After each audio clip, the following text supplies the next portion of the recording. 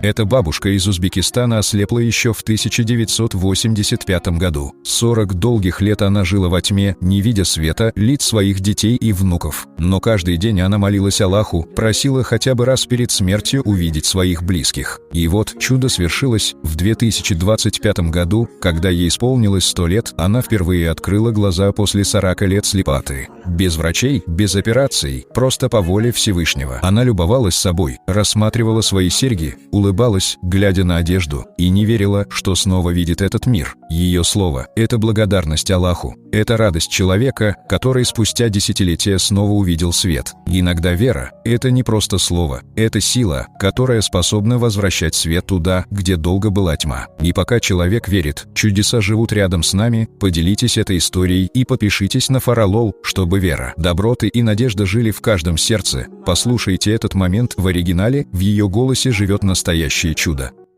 Aynaga olib keldim ishdan. Mana aynak. Mana ushlang aynakni. Вот, ushlang. Ana. Assalomu alaykum Zo'ra. Zo'ra qandoqmisan? Tuzimsan? Ko'zing ochilibdi, qulluq bo'lsin. Xudoyim kuch-quvvat bersin. Ana qara sirg'alarim ham yarashibdi-ya. Voy maşallah. Sirg'alarim ham yarashibdi. Shashim.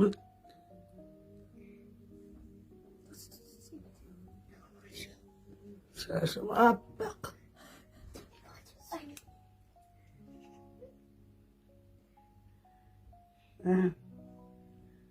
O'tishlarning yuvilmag'ani 500 yil. Artib qo'yaman. Latablar artib qo'yaman, yuvish yo'q. Ertalab yuvib beraman endi. Ko'zim bo'lsa o'zim ham borib yuvaman endi xudo qolsa. Bo'pti, xo'p. Bo'pti, ko'rdim bolam. To'xta.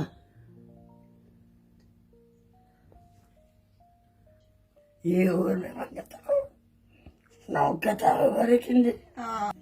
Ay yanıp gittik canımdan. Xudoyim uzoq umrlar bersin hammalaringga. Xudoning panohida bo'lib, o'ynab kulib yuringlar, niyatlaringga yetinglar. Allohu akbar. Xudoga shukr.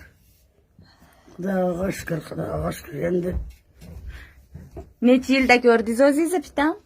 O'zingizni necha yilda ko'rdingiz? Necha yilda? Ha.